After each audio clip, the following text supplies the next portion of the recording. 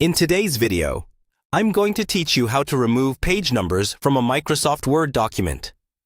Let's get started by opening the Word document that currently has page numbers.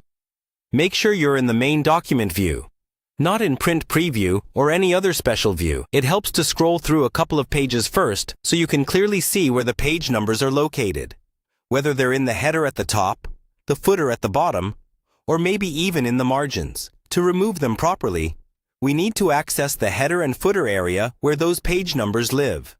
Move your mouse to the top or bottom of any page, right where the number appears, and double-click directly on that area.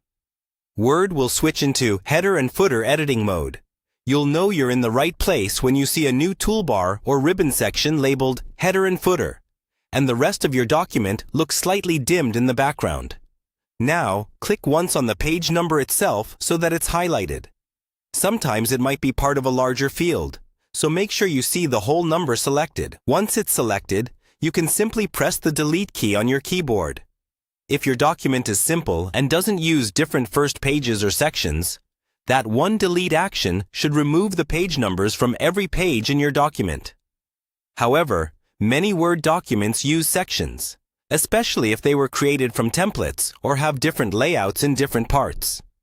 If you notice that some pages still have numbers after deleting the first one, scroll through the document and look for where the numbers reappear.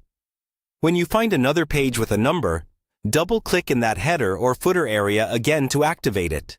Click on the page number and press Delete.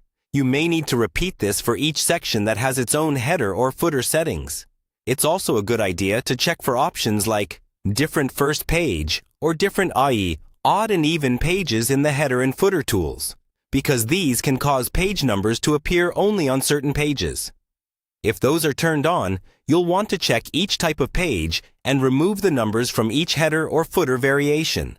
Once you've removed all the visible page numbers, scroll from the beginning to the end of your document to confirm they're completely gone. When you're happy with the result, double-click back in the main body of the document to exit header and footer mode, and then save your file so you don't lose your changes.